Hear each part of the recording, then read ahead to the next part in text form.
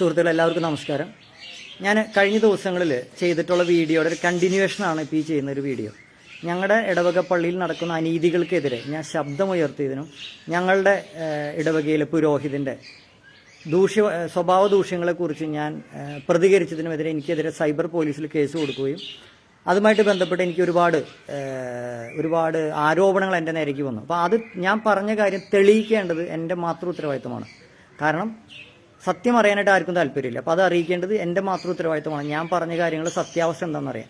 അപ്പോൾ ഇതുമായിട്ട് ബന്ധപ്പെട്ട് ഞങ്ങളുടെ ഇടവകകളിലെ പുത്തഞ്ചിറ ഈസ്റ്റ് സെൻറ് ജോസഫ് ചർച്ചിലെ ഇടവകാംഗമായ ഡിജോ വട്ടോളി എന്ന് പറയുന്ന വ്യക്തിക്കും അദ്ദേഹത്തിൻ്റെ കുടുംബത്തിനും അദ്ദേഹത്തിൻ്റെ കുടുംബമായിട്ട് നിൽക്കുന്ന മകന് ഉണ്ടായിട്ടുള്ള ഒരു വിഷമം അത് നിങ്ങളെ ഒന്ന് അറിയിക്കാൻ വേണ്ടിയിട്ടാണ് ഞാൻ ഈ വീഡിയോ ചെയ്യുന്നത്.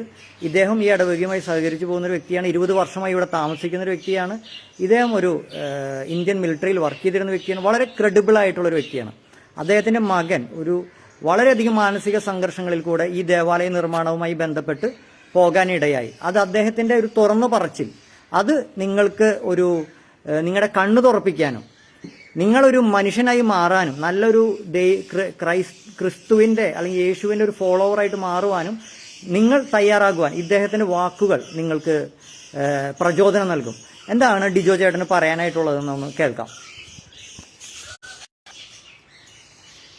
നമസ്കാരം, ഞാൻ ഡിജോ വട്ടോലി. ഞാൻ ഈ ഈസ്റ്റ് പുത്തഞ്ചിറ ഇടവകയിലെ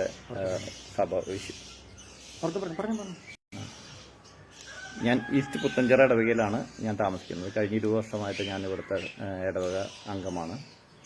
എനിക്ക് കഴിഞ്ഞ ദിവസങ്ങളുണ്ടായതല്ല, കുറച്ച് ആഴ്ചകൾ മുമ്പ് നടന്ന കാര്യമാണെങ്കിലും കഴിഞ്ഞ ദിവസങ്ങളിലാണ് ഞാൻ മനസ്സിലാക്കിയത്. അത് മനസ്സിലാക്കിയ ഉടനെ തന്നെ ഞാൻ അത് വേണ്ടപ്പെട്ട അധികാരികളെ അത് അറിയിച്ചിട്ടുണ്ട്.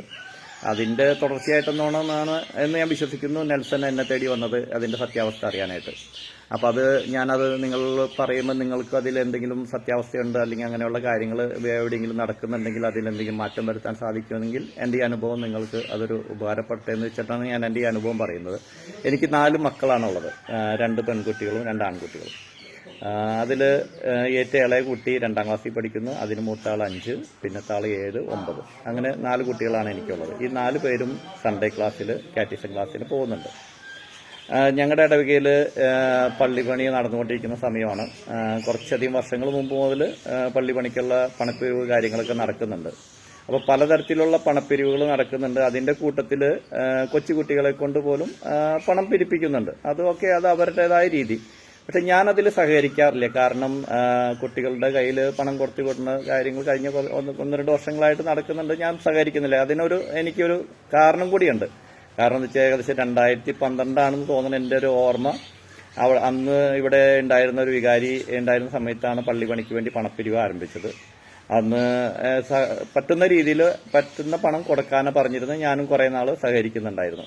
അതിനിടയ്ക്ക് എനിക്ക് മോശമായ ചില അനുഭവങ്ങളുണ്ടായി. അതിൻ്റെ പേരിൽ ഞാനത് നിർത്തിവെക്കേണ്ടി വന്നു. അതെന്താണെന്നുള്ളത് ഞാൻ പിന്നീട് പറയാം. അപ്പോൾ അതിൻ്റെ പേരിൽ ഞാൻ ഈ പണപ്പിരിവുകൾക്ക് ഇപ്പോൾ സഹകരിക്കാറില്ല. കുട്ടികൾക്കും പണം കൊടുത്തിരുന്നില്ല. കുട്ടികളോട് പറഞ്ഞിരുന്നത് അത് അപ്പനോട് ചോദിച്ചാൽ മതി, അപ്പൻ അതിനുള്ള മറുപടി കൊടുത്താളാന്ന് പറഞ്ഞിരുന്നത്. പക്ഷെ അങ്ങനെ ഇരിക്കെ എൻ്റെ ഈ 3ാമത്തെ കുട്ടി, അതായത് 2ാമത്തെ ആൺകുട്ടി 5ാം ക്ലാസ്സിൽ പഠിക്കുന്ന കുട്ടി എന്ന് വെച്ചാൽ വളരെ പാവത്താനാണ്. അവനാണ് എൻ്റെ 4 കുട്ടികളിൽ ഏറ്റവും എന്താ പറയുക, ഒരു തരത്തിലും കള്ളം ഇതുവരെ ഞാൻ പറഞ്ഞത് കണ്ടിട്ടില്ല. മറ്റുള്ളവരൊക്കെ കുറച്ചും കൂടി വികൃതിയും കാര്യങ്ങളൊക്കെ ഉണ്ട്. പക്ഷെ ഇവൻ വളരെ ശുദ്ധനാണ്. ആ കുട്ടിക്കുണ്ടായ അനുഭവം ഞാൻ ഈ കഴിഞ്ഞ ദിവസങ്ങളിൽ ഞങ്ങളുടെ പള്ളി വികാരി ഞങ്ങളുടെ എല്ലാ വീടുകളും വെഞ്ചിരിപ്പ് കാര്യങ്ങൾക്ക് വരുന്നുണ്ടായിരുന്നു. ഞങ്ങൾ വെഞ്ചിരിപ്പിന്റെ ഭാഗമായിട്ട് വീടൊക്കെ നമ്മൾ ക്ലീൻ ആക്കുമല്ലോ. അപ്പോൾ നമ്മൾ ആ സമയത്താണ് ഞാൻ കുട്ടികൾക്കൊക്കെ കുടുക്ക കൊടുത്തിട്ടുണ്ട്. അത് അവർക്ക് കിട്ടുന്ന ചെറിയ പൈസ എന്ന് വെച്ചാൽ നമ്മൾ തന്നെ കൊടുക്കുന്ന പൈസ സേവിങ് ആയിട്ട് അവർ കുടുക്കയിൽ കളക്ട് ചെയ്തിട്ടായിരുന്നു. അതിലൊരു കുടുക്ക ഞാൻ നോക്കിയപ്പോൾ അതെന്തോ കടിച്ച് കീറി പോലെ എന്തോ എലികാരൻ്റെ പോലെയൊക്കെ ഇരിക്കുന്നുണ്ട്, പൊളിഞ്ഞിരിക്കുന്ന കണ്ടു. അപ്പോൾ ഈ തിരക്ക് പിടിച്ച ക്ലീനിങ്ങിന് ഇടയ്ക്ക് ഞാനൊന്നും ചോദിച്ചില്ല. അത് കഴിഞ്ഞ് വീടിൻ്റെ വെഞ്ചിരിപ്പ് കാര്യങ്ങളൊക്കെ കഴിഞ്ഞ് അച്ഛൻ പോയതിന് ശേഷം രാത്രി ഞാൻ കുഞ്ഞിനെ വിളിച്ച് കാര്യങ്ങൾ ഓരോന്നായിട്ട് ചോദിച്ചു.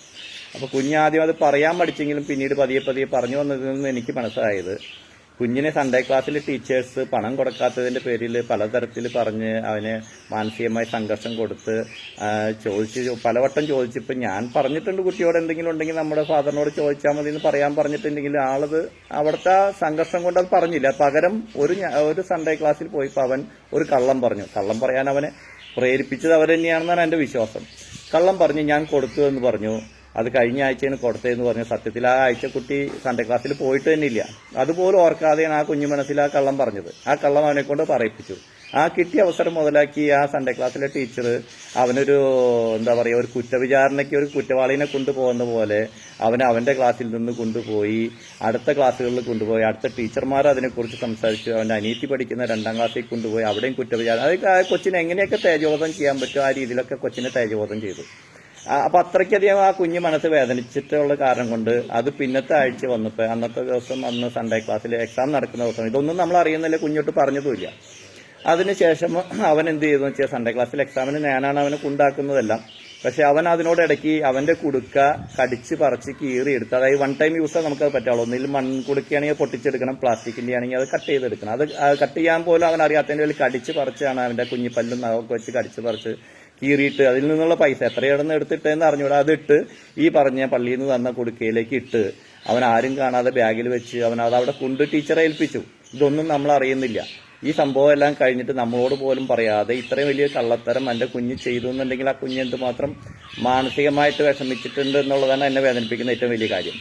ഇത് ഞാൻ ചോദിച്ചപ്പോൾ ഇങ്ങനെയൊക്കെയാണ് സംഭവം ഉണ്ടായതെന്ന് പറഞ്ഞു. അത് അറിഞ്ഞ ഉടനെ തന്നെ പിറ്റേ ദിവസം രാവിലെ ഞാൻ ഈ സൺഡേ ക്ലാസിന്റെ PT എക്സിക്യൂട്ടീവ് ആയിട്ടുള്ള ഞങ്ങളുടെ തന്നെ യൂണിറ്റിൽ അംഗമായിട്ടുള്ള ആളോട് വിളിച്ച് കാര്യങ്ങൾ പറഞ്ഞിട്ടുണ്ട്. വേണ്ടപ്പെട്ടവരെ കാര്യങ്ങൾ അറിയിക്കണം. ആരാണ് ഈ കുഞ്ഞിനോട് ഇതുമാതിരി പറഞ്ഞ വിചാരണ നടത്താൻ യേശു ക്രിസ്തുവിനെ പീലാത്തോസിന്റെ അടുത്ത് മറ്റുള്ളവർക്ക് കൊണ്ട് കുറ്റവിചാരണ നടത്തിയ പോലെ ഒരു 5ാം ക്ലാസ്സുകാരനായ ഒരു കുഞ്ഞു പയ്യനെ കൊണ്ടുപോയി പള്ളിക്ക് പണം തരണമെന്ന് പറഞ്ഞ് ഇതുപോലെ വിചാരണ നടത്താൻ മാത്രം അധികാരം കൊടുത്തത് ആരാണ്? ഈ വേണ്ടപ്പെട്ട സ്ഥലങ്ങളിൽ ചോദിച്ച് എനിക്കതിന് വേണ്ടപ്പെട്ട ഒരു മറുപടി കിട്ടണമെന്ന് ഞാൻ അറിയിച്ചിട്ടുണ്ട്. അതിന്റെ ചർച്ചകളുടെ തുടർച്ചയായിട്ടായിരിക്കുമെന്ന് വിചാരിക്കുന്നു. ഇപ്പൊ നെൽസനും ഈ പറഞ്ഞ വിഷയം അറിഞ്ഞ് ഇപ്പൊ എന്റെ അടുത്ത് ചോദിച്ചറിയാൻ വന്നിരിക്കുന്നത്. അപ്പോ ഇത് അറിയിച്ചിട്ടുണ്ട്. അവര് വേണ്ട രീതിയിലുള്ള ഉചിതമായ നടപടികൾ സ്വീകരിച്ച് അതിന് വേണ്ടതായ ഒരു മറുപടി എനിക്ക് തന്നാൽ ഞാൻ അതിൽ സംതൃപ്തനാകും. അല്ലാത്ത പക്ഷം എനിക്കത് വളരെ വേദനയുള്ളതിന്റെ പേരിൽ എനിക്ക് ചിലപ്പോൾ മറ്റുള്ള നടപടികളിലേക്ക് മുന്നോട്ട് പോകേണ്ടി വരും. ഇതാണ് ഇപ്പോഴത്തെ ഒരു മാനസികാവസ്ഥ. ഇത് ഞാൻ അറിയിക്കാനാണ് ആഗ്രഹിച്ചത്. എന്താണ്? അതായത് ഇപ്പോ ഇതുപോലെ ഒരുപാട് ആൾക്കാരുണ്ട്. ഞാൻ പരാതിയിൽ പറഞ്ഞ എല്ലാ കാര്യത്തിനും ഇവിടെ ആൾക്കാരുണ്ട്, അനുഭവസ്ഥരുണ്ട്. ഞാൻ പരാതി കൊടുത്ത് ഞാൻ ഇപ്പോൾ ഇവിടെ പറയുന്നില്ല, എന്റെ മാന്യത അതായത് പുരോഹിതന്റെ ദൂഷ്യ സ്വഭാവങ്ങളെ ഞാൻ ഫേസ്ബുക്കിൽ കൂടെ അറിയിച്ചു. അത് അവർക്ക് അത് അവരുടെ മുഖം മൂടി വലിച്ചു കീറി താഴ്ത്തിക്ക് ഇടേണ്ടി വന്നു. അത് കേട്ടപ്പോൾ പൊതുജനത അറിഞ്ഞപ്പോൾ അപ്പൊ അവര് ക്ഷമിക്കാനല്ല നോക്കിയത്. അവര് ഭാരതീയ നിയമ സംഹിതയുടെ അടുത്ത് പോയിട്ട് എന്നെ കാരാഗ്രഹത്തിൽ അടയ്ക്കാനാണ് നോക്കിയത്. പുരോഹിതൻ നമ്മളോട് എന്താ പറയണത്? 70-70 തവണ ക്ഷമിക്കുന്നതാണ് ഇവിടെ എല്ലായിടത്തും പ്രസംഗിച്ചുകൊണ്ട് നടക്കണത്. അപ്പൊ എന്താ പിന്നെ അയാൾക്ക് എന്റെ അടുത്ത് ക്ഷമിക്കാറുന്നില്ലേ? അപ്പൊ ആളത് ചെയ്തില്ല. അപ്പൊ ആളെന്നെ കാരാഗ്രഹത്തിലേക്ക് ആക്കാൻ വേണ്ടിയിട്ട് പോയി. അതിന് ബിഷപ്പിന്റെ പേര് പറയുകയാണ് ചെയ്തത്. അപ്പൊ ഞാൻ പറയുന്നത് അതുപോലെ തന്നെ മറ്റൊരു ഞങ്ങളുടെ ഇടവകാംഗമായിട്ടുള്ള ഒരു വ്യക്തിയുടെ മകൻ ഇതുപോലെ തന്നെ ഗായക സംഘത്തിൽ ഉണ്ടായിരുന്നതാണ്. പള്ളിയിൽ നടക്കുന്ന അനീതികൾക്കെതിരെ പ്രതികരിച്ച വ്യക്തിയുടെ പേര്, അദ്ദേഹത്തിന്റെ പിതാവിന്റെ പേര് പള്ളിയിൽ വിളിച്ചു പറഞ്ഞ ആ ഗായക, അത്ര പാട്ട് പാടാൻ അത്ര അതിയായ ആഗ്രഹമുള്ള ആ വ്യക്തി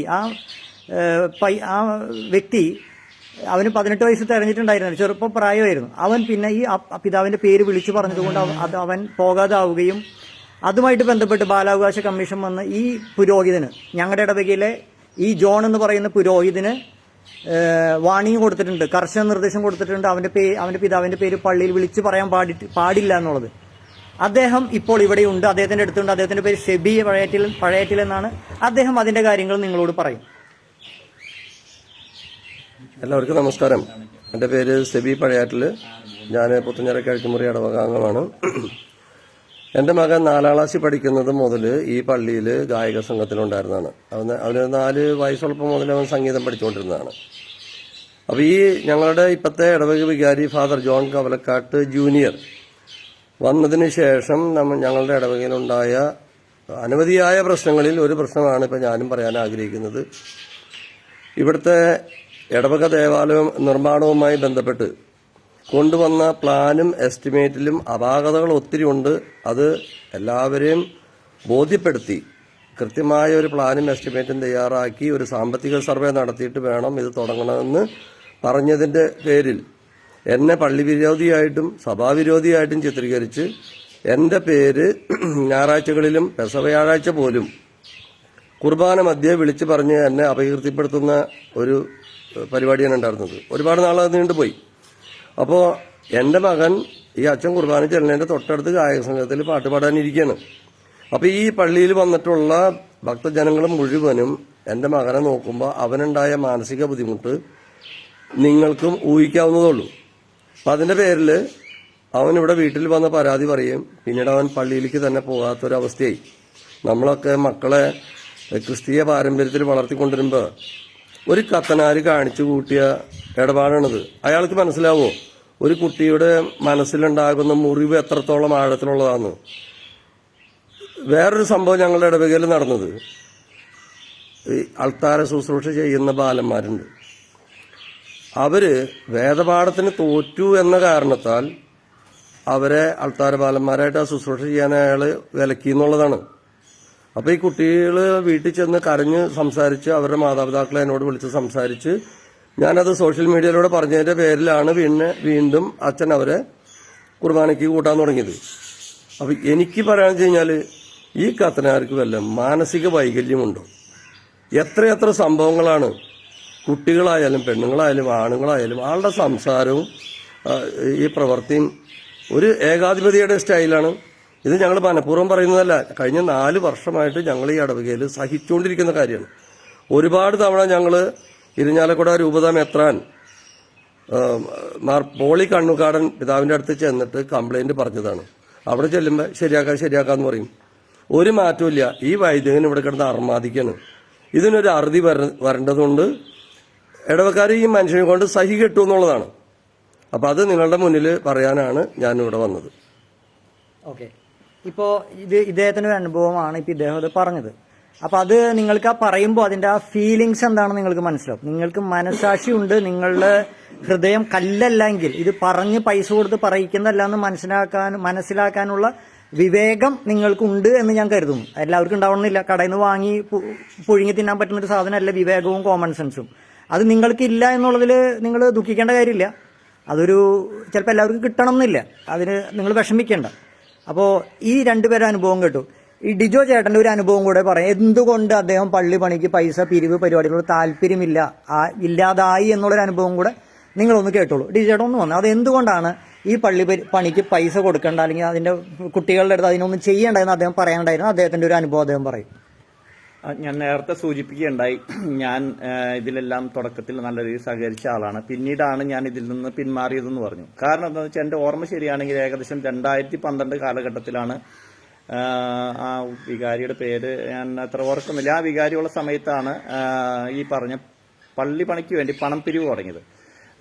എല്ലാവരെ കൊണ്ട് സാധിക്കുന്ന രീതിയിൽ പണം കൊടുക്കാൻ പറഞ്ഞപ്പോൾ ഞാനും കൊടുക്കുന്നുണ്ടായിരുന്നു. ഇടയ്ക്കിടയ്ക്ക് 2000, 3000, 4000 ചെറിയ എമൗണ്ടുകളാണ് അങ്ങനെ കൊടുക്കുന്നുണ്ടായത്. അങ്ങനെ പോയിക്കൊണ്ടിരിക്കുന്ന ഒരു കാലഘട്ടത്തിൽ ഒരു സുപ്രഭാതത്തിൽ ഞങ്ങളുടെ യൂണിറ്റ് പ്രസിഡന്റ് വന്നിട്ട് പറയാണ്, പൈസ കൊടുക്കാത്ത ആൾക്കാർക്ക് ഇതുവരെ ഉള്ള പൈസ കൊടുത്തിരിക്കുന്നതിൽ പൈസ കൊടുക്കാത്ത ആൾക്കാരുടെ പേര് നോട്ടീസ് ബോർഡിൽ ഇടുന്നുണ്ട്, അതിൽ ഡിജുവിന്റെ പേരുണ്ടെന്ന് പറഞ്ഞു. അപ്പൊ അതെനിക്കൊരു തമാശ രൂപയാണ് ഞാൻ കേട്ടത്. കാരണം വെച്ചാൽ ഞാൻ ഇത്രയും പൈസ കൊടുത്തിരിക്കുന്ന ആളുടെ പേര് ബൈ മിസ്റ്റേക്കിൽ എന്തെങ്കിലും തെറ്റ് പറ്റിയതായിരിക്കും എന്ന് കരുതി ഞാൻ ആളോട് പറഞ്ഞു ഞാൻ വേണമെങ്കിൽ ഒരു ഫോട്ടോ തരാം. കാരണം വെച്ചാൽ എല്ലാവർക്കും എന്നെ പരിചയമില്ല. ഞാൻ പറഞ്ഞു ഇപ്പോൾ ഓൾറെഡി 20 വർഷമായിട്ടുള്ള, അന്നത്തെ കാലത്ത് ഏകദേശം എനിക്ക് തോന്നുന്ന ഒരു 6-7 വർഷം കഴിഞ്ഞിട്ടുള്ളൂ. അപ്പൊ എന്നെ അത്ര പരിചയമില്ലെങ്കിൽ ഞാനൊരു ഫോട്ടോ കൂടി തരാം, അതുകൊണ്ട് നോട്ടീസ് ബോർഡിൽ ഇട്ടോളാൻ പറഞ്ഞു. അപ്പോൾ ഞാൻ കണക്ക് കൂട്ടിയത് കുറച്ച് കഴിയുമ്പോൾ അത് കണ്ട് മനസ്സിലാക്കിയാൽ തെറ്റ് തിരുത്തുന്നതല്ലേ.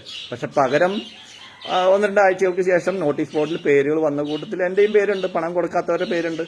അങ്ങനെ ഞാൻ വീട്ടിൽ വന്ന് പരിധി നോക്കിയപ്പോൾ സാധാരണ പണം നമ്മൾ എന്തെങ്കിലും റെസീറ്റ് കിട്ടി കഴിഞ്ഞാൽ സൂക്ഷിക്കൽ അപൂർവമാണ്. ചില റെസീപ്റ്റൊക്കെ നമ്മൾ എവിടെയെങ്കിലും കൊണ്ട് അലമാരിൽ എവിടെയെങ്കിലും വെച്ചിട്ടുണ്ടാവും. ഞാൻ അങ്ങനെ തപ്പി പറക്കിപ്പോൾ ഒരു 3-4 റെസീപ്റ്റ് എൻ്റെ കയ്യിൽ കിട്ടി. നഷ്ടപ്പെട്ടത് വേറെ എത്രയാണെന്ന് എനിക്കറിയില്ല. അപ്പൊ ഞാൻ ആ കിട്ടിയത് കൊണ്ടുപോയി ഞാൻ പള്ളിയിൽ ചെന്ന് അന്നത്തെ കൈക്കാരന്മാരും മറ്റുള്ളവരൊക്കെ ആയിട്ട് ആരൊക്കെയാന്ന് ഞാൻ പേരുകൾ ഇപ്പോൾ വ്യക്തമായിട്ട് ഓർക്കുന്നില്ല. ഉള്ളത് എന്താണെന്ന് വെച്ചാൽ കണക്കുകൾ നോക്കി അറിയാൻ പറ്റും, ആ കാലഘട്ടം നോക്കിയാൽ അറിയാൻ പറ്റും. അവരോട് ഞാൻ ചോദിച്ചു, ഇതെന്താണ്, ഇത് നിങ്ങൾ ഇവിടെ നിന്ന് തന്ന റെസീപ്റ്റ് അല്ലേ, പിന്നെ എന്തുകൊണ്ടാണ് എൻ്റെ പേരിങ്ങനെ നോട്ടീസ് ബോർഡിൽ വന്നത്? അപ്പോൾ അവർ നോക്കി തമ്മിൽ പല സംസാരങ്ങൾ, ഡിസ്കഷൻ, കാര്യങ്ങൾ, എല്ലാ ബുക്കുകളും മറിച്ച് നോക്കുന്ന ഫൈനലിൽ അവർ പറഞ്ഞു അവരുടെ ബുക്കിൽ എഴുതാൻ മറന്നുപോയിന്ന്. എങ്ങനെയാണ് ബുക്കിൽ എഴുതാൻ മറന്നതെന്ന് എനിക്ക് ഒരു തരത്തിൽ ഇപ്പോഴും പിടികിട്ടുന്നില്ല. ഒരു റെസിപ്റ്റ് അല്ല, പല റെസിപ്റ്റുകൾ ഒന്നും തന്നെ ബുക്കിൽ എഴുതിപ്പെട്ടിട്ടില്ല. അപ്പോൾ അതിൽ വലിയൊരു കൃത്രിമം അവിടെ നടക്കുന്നുണ്ടെന്ന് എനിക്ക് അന്ന് തന്നെ ബോധ്യപ്പെട്ടു. പക്ഷെ അന്ന് അവരത് അംഗീകരിക്കുകയും അത് ഞങ്ങൾക്ക് തെറ്റുപറ്റിയതെന്ന് എന്നോട് പറയുകയും ചെയ്തപ്പോൾ ഞാനത് എനിക്ക് മാത്രമുണ്ടായ ഒരു അനുഭവമായിരിക്കാം, അത് ഇത്ര വിഷയമാക്കേണ്ടതില്ല എന്ന് കണക്കുകൂട്ടി അവരത് വീണ്ടും എൻ്റെ പേര് ഒഴിവാക്കി ഞാൻ പൈസ തന്നു, ഞാൻ കൊടുത്ത റെസീപ്റ്റുകളൊക്കെ തന്നു എന്നുള്ള രീതിയിൽ വീണ്ടും ബുക്കിൽ എഴുതി ചേർത്ത് തീർന്നുപോയ കാര്യങ്ങളാണ്. പിന്നീടാണ് കാലഘട്ടങ്ങൾക്ക് ശേഷം പള്ളിപ്പണി ആരംഭിക്കുന്നതും കാര്യങ്ങളും അതിനോടിടയ്ക്കും പല കാര്യങ്ങളും നമ്മൾക്ക് പലർക്കും ഉൾക്കൊള്ളാനാവാത്ത കാര്യങ്ങളാണ് പള്ളിയിൽ നടന്നുകൊണ്ടിരിക്കുന്നത്. ഒരു പൊതുസമ്മേളനം വിളിക്കുകയോ അതിനുവേണ്ട ചർച്ചകൾ നടക്കുകയോ ഒന്നും ഉണ്ടായിട്ടില്ല. അതിന് മുമ്പത്തെ ഉണ്ടായിരുന്ന വികാരിമാർ പൊതുസമ്മേളനം നടത്തി നമ്മുടെ അഭിപ്രായങ്ങൾ എടുത്തു, സർവേ എടുത്തു, എവിടെ പള്ളി പണിയണം, നിങ്ങൾക്ക് കൊടുക്കാൻ പറ്റുന്ന പൈസയുടെ എമൗണ്ട് പറയും എന്നൊക്കെ പറഞ്ഞ് നമ്മൾ ഇതെല്ലാം സഹകരിക്കും, നമ്മൾ എന്ത് എമൗണ്ട് കൊടുക്കും എന്നൊക്കെ ഇതിലൊക്കെ എഴുതി കൊടുത്തിട്ട ആളാണ്. ഈ വികാരി വന്നപ്പോഴും അത് നമ്മൾ ചെയ്തിട്ടുണ്ട്. പക്ഷെ അതിനുശേഷം ഉണ്ടായ എല്ലാ കാര്യങ്ങളും ഒരു നിയമപരമായ, അതായത് സാധാരണ രീതിയിൽ നടക്കേണ്ടതായ കാര്യങ്ങളൊന്നും നടന്നു പോകണില്ല. അപ്പോൾ ഇതുപോലെ പണപ്പിരിവിന് വേണ്ടി വീട്ടിൽ വന്നപ്പോൾ ഞാൻ വളരെ വ്യക്തമായിട്ട് പറഞ്ഞു, ആ വന്ന വികാരി അല്ലാതെ ചെയ്തത് ഇന്ന സമയത്ത് ഇന്ന കാര്യം നടന്നു, എനിക്കുണ്ടായ അനുഭവം ഇന്നതാണ്, അതിനുശേഷമുള്ള അനുഭവങ്ങൾ വളരെ മോശമാണ്. അതുകൊണ്ട് ഇനി ഒരു സുതാര്യത ഉണ്ടാവുന്നവരെ, അതായത് ഇവിടുത്തെ കാര്യങ്ങൾക്ക് ഒരു സുതാര്യത ഉണ്ടാവുന്നവരെ ഞാൻ പണപ്പിരിവ് ഒന്നും തരുന്നതായിരിക്കില്ല. 1 രൂപ ഞാൻ ഇനി തരില്ല. ഇനി ഭാവിയിലേക്ക് ഇതെല്ലാം ക്ലിയർ ആവണമെന്നുണ്ടെങ്കിൽ അന്ന് എനിക്ക് തോന്നുന്ന എമൗണ്ട് എത്രയാണോ അത്രയും ഞാൻ തരും.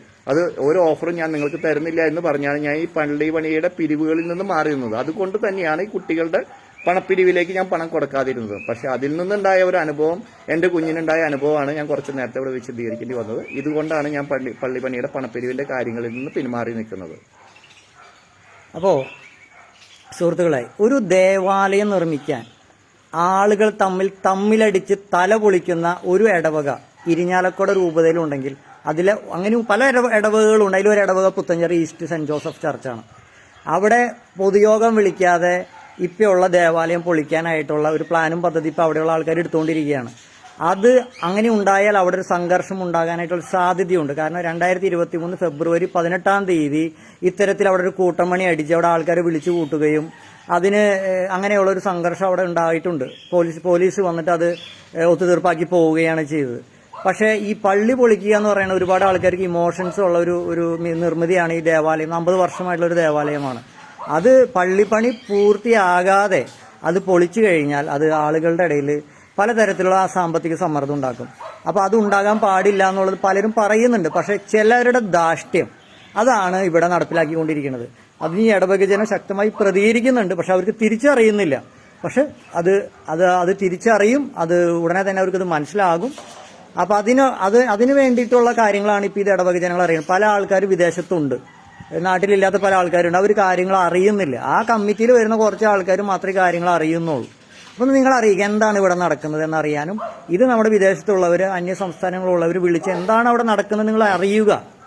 മനസ്സിലായില്ലേ? പള്ളി പൊളിച്ചിട്ടിട്ട് അയ്യോ പള്ളി പൊളിച്ചു കളഞ്ഞു, ഇനിയിപ്പോൾ നമുക്ക് പള്ളിയില്ല, എല്ലാവരും കൂടെ പൈസ കൊണ്ടുവരൂ എന്ന് പറഞ്ഞിട്ട് ഒരു സാമ്പത്തിക സമ്മർദ്ദം ഉണ്ടാക്കാനായിട്ട് ഇടവരരുത്. അതുമാത്രമല്ല, ദേവാലയം നിർമ്മിക്കുന്നതിന്റെ ഭാഗമായിട്ട് കൊച്ചു കുട്ടികൾ പോലും നുണ പറയാനും കള്ളത്തരം കാണിക്കാനും ഒക്കെ ഇടവരിക എന്ന് പറയുന്നത് വളരെ വളരെ വിഷമുണ്ടാക്കുന്ന കാര്യങ്ങളാണ്. അപ്പോൾ അത് നിങ്ങളത് മനസ്സിലാക്കണം. എന്താണ് ഈ ക്രിസ്ത്യൻ ദേവാലയങ്ങളിൽ നടന്നുകൊണ്ടിരിക്കുന്ന ഈ പൊളിറ്റിക്സ്, പുരോഹിതരുടെ പൊളിറ്റിക്സ്, അത് നിങ്ങൾ തിരിച്ചറിയണം. അതിനി ഇപ്പോൾ പറയാനേ പറ്റുള്ളൂ. ഇനി അതിനായിട്ട് സമയം ഉണ്ടാവണമെന്നില്ല. അതുകൊണ്ട് ഇപ്പോൾ അത് നിങ്ങൾ അറിയിക്കുകയാണ്. നിങ്ങൾ സംസാരിക്കുക, നിങ്ങളുടെ ഇടവകകളിൽ, നിങ്ങളുടെ കുടുംബങ്ങളിൽ, നിങ്ങളുടെ ബന്ധുക്കളുടെ ഇടയിൽ നിങ്ങൾ സംസാരിക്കുക. അപ്പോൾ അത് ഒരു ചർച്ചാ വിഷയമാക്കുക എന്നുള്ളത് തന്നെയാണ് നമ്മുടെ ഒരു ഉദ്ദേശം. അത് തുടർന്ന് ഇനി നമ്മൾ ന്യൂസ് ചാനലുകളിൽ നമ്മളിത് കൊടുക്കുന്നതായിരിക്കും. Okay, thank you.